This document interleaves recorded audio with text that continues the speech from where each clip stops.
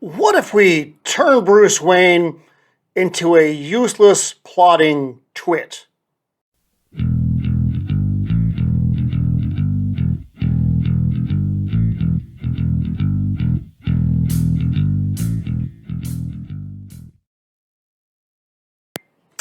Greetings and welcome to Roman of the Empire. I am your host, Roman. This week, we're talking about Moon Knight, Episode 2, Summon the Suits.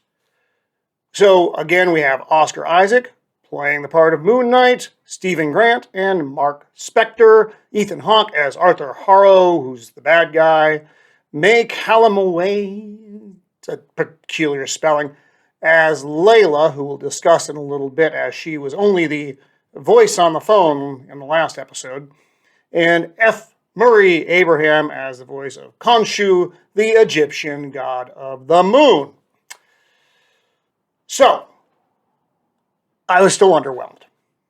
It was better than last week. It wasn't bad.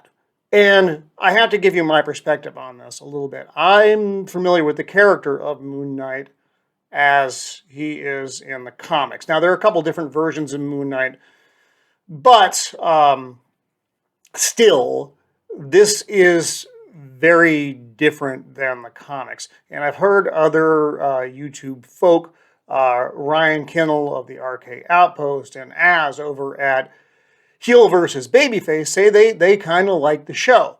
But, and the big but in their statement is that they aren't familiar with the character.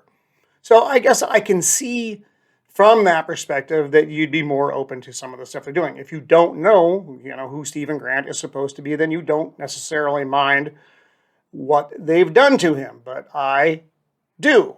Again, in the comics, Stephen Grant is a sub-personality of Mark Spector, and he is the billionaire playboy personality.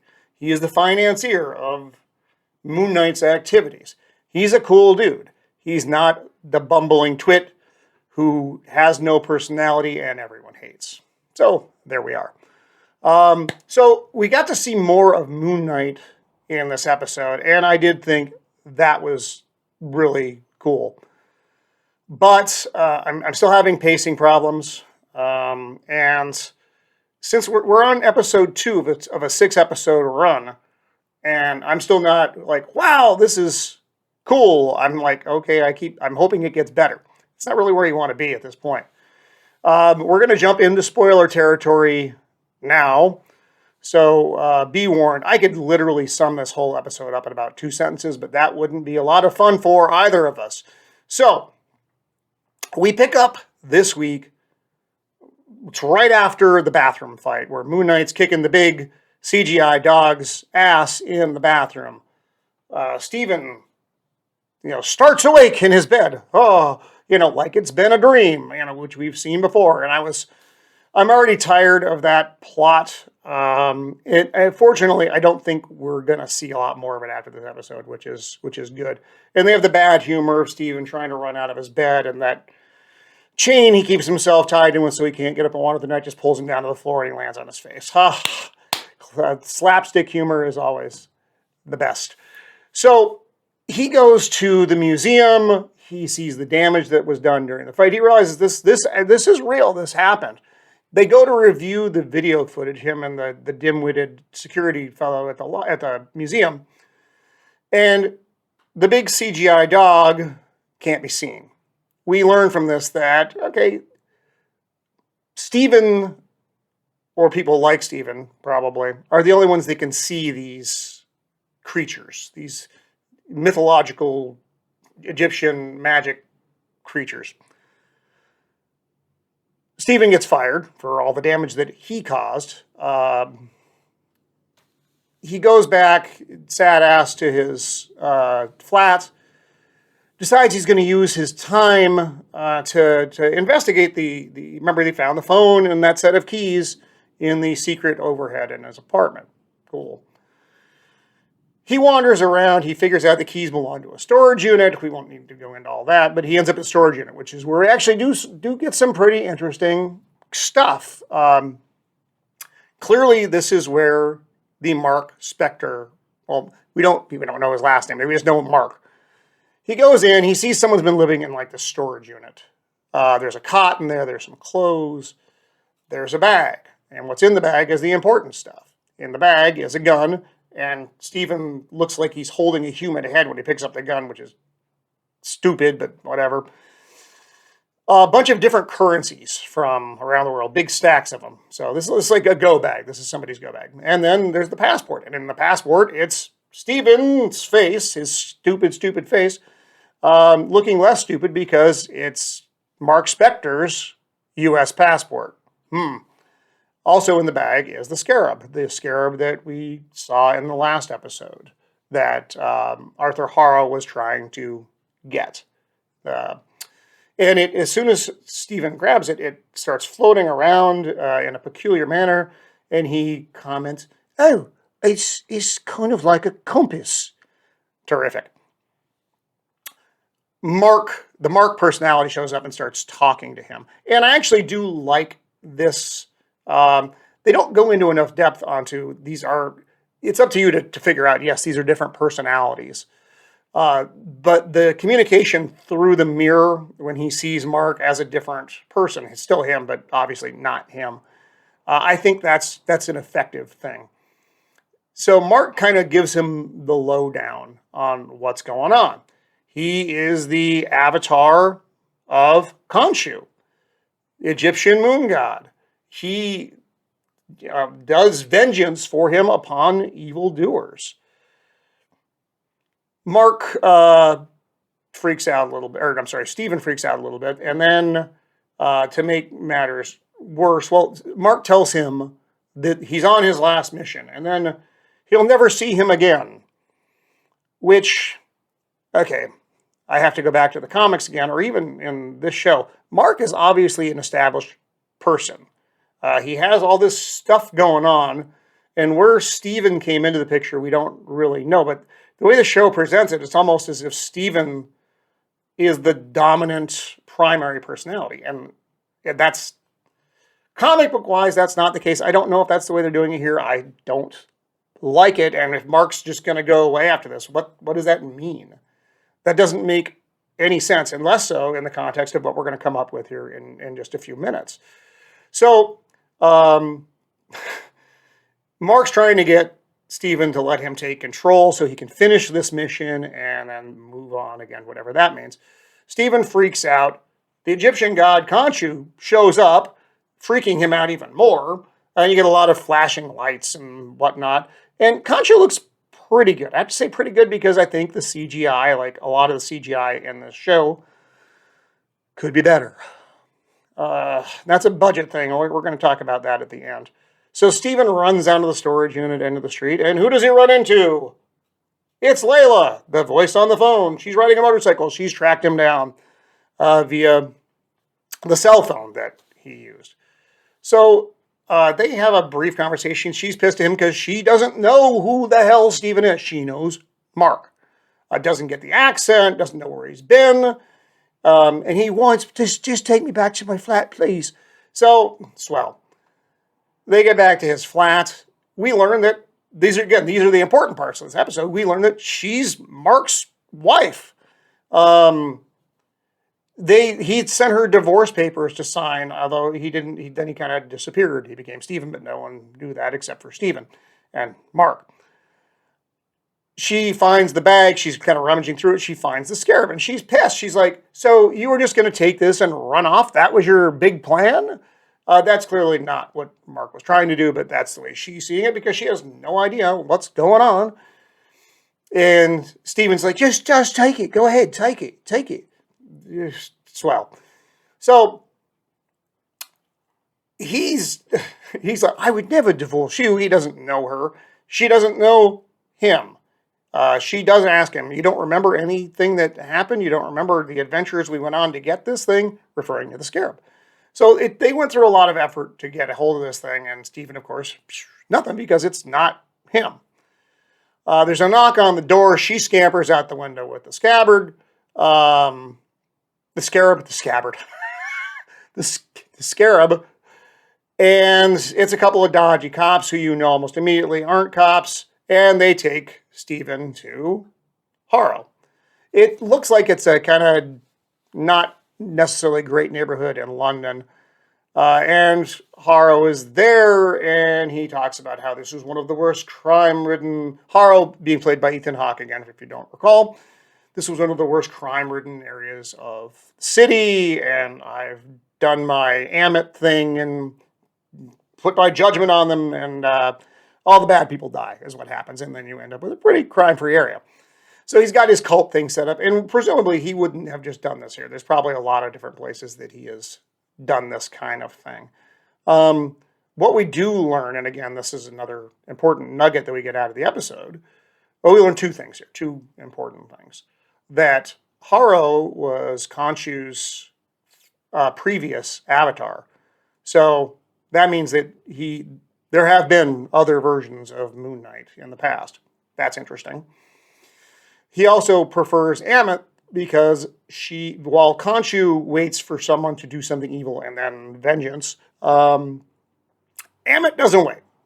She judges your entire life, past, present, and future, and you're dead. You're done. It's over. Kind of like the precogs in Minority Report. So, Stephen, to his credit in this conversation, takes offense to the fact that, does that mean she would kill children? And he's like, yeah, kind of. That's part of the game. He has a problem with that. And that's a good character point in the much flawed Stephen character. We also learn that the scarab is, as Stephen suspected, a compass. And what it directs you to is the tomb of Amit, who Harrow wants to release and let her judge the world. And you can just imagine what that looks like. Probably a lot of people just going dead. So now Layla shows up as it's getting intense in there with the cult folk and Harrow and Stephen's weak ass. Layla shows up with the scarab, and just all chaos breaks loose. Harrow summons another one of the big CGI dogs. Cool. But also, again, Stephen's the only one that can see it. Layla is aware that there is some invisible thing there, though, because she can see Stephen's getting his ass handed to him, knocked around. There's damage that is being caused because of this. And she tells Stephen to summon the suits. She knows that Mark is Moon Knight. It's not a secret to her. So Stephen is confused. He refuses to give Mark control, which is, again, stupid. But he does manage to manifest his own suit, which is kind of cool looking. But it looks like a suit. And Mark speaks to him through the reflection and makes fun of him a bit for it. So now Stephen's engaged in a fight with the big CGI dog. What he realizes in this moment is he has power. He's not invincible, but more so than he was before. But what he totally lacks is skill. The fight's spilling out into the street. A lot of civilians are actually in danger now. And Mark's like, dude, come on. And so Stephen gives control over to Mark, who manifests the proper Moon Knight suit, leads the big dog away, and then disposes of it, we'll say. I liked this scene a lot. I like seeing Moon Knight's... Well, one, I like the look of Moon Knight. I like the way he moved in the scene. I like the way the scene was shot. I thought it was cool. That's CGI dog aside. But the rest of it did look good. And actually, I liked that whole interaction between him and Stephen finally giving control, realizing that he needed to do so. So you get that much growth out of Stephen in the scene. So, but during this whole debacle, we see the scarab laying in the street. It's fallen off either Stephen or Mark during the fight, and it ends up in the hands of Harrow. The bad guy has the thing. Like I said, a lot of things happen, but only a couple things happen that really matter a whole lot. So now Harrow has the widget, which is what he wanted, so he can go find Amit. Khonshu is pissed at Marc because he lost the scarab. It was like, you had one job. And now Marc has full control of the body. And he's like, well, what's our next move? To Khonshu. And Khonshu's, what do you think? Basically, what do you think, idiot? And now we're in Egypt, where clearly Marc Spector, the Moon Knight, is going to be pursuing Harrow to try to stop him from releasing Amit and then, World's End kind of stuff. So, a lot of things happened. But, again, we could have broken this down to about a 2-sentence version of this. The relationship between Marc and Layla, we don't really get the background on that so that we give a shit. We just don't. It's a thing that has happened, but we don't know enough about it to care. So we don't really have any feelings towards her one way or another. And even Marc himself, we don't really understand him. In the comic book, we know he's a mercenary. He's a badass. In this, we just know he's not Steven. He clearly is something. But we don't really get the feeling on that. We don't get the vibe, other than he's obviously a competent fighter and has some kind of history with, obviously, Khonshu and Layla. And they've gone on adventures and done shit, but we only get that much. So, it was better than the previous episode. I liked more Moon Knight in the Moon Knight show. That was nice. And I think one of the big issues with this, and there's not, this is what it is the budget. This would have been a really cool, big budget film introducing Moon Knight if we'd gone with origin story instead of throwing it in the mix and doing more of the proper comic book version of this. The Disney Plus treatment isn't, in my opinion, doing the character justice. If you've never seen Moon Knight, you're like, okay, this is a cool show. If you're familiar with it, you're like, this isn't good. This isn't. I mean, they've done worse. Loki and probably the Captain America. The Falcon and Winter Soldier being the most egregious examples of it, but it's okay. And that's the best I can give it, based on what I know about it, is it's okay. I don't hate it. But it could be so much better. So we got 4 more episodes to go to wow us. And let's hope they at least give it the old college try. And maybe that's where they put the budget. Maybe they put the rest of the budget in these last 4 episodes. Who knows? We'll find out next week. But until then, this is Roman of the Empire signing off. Be kind.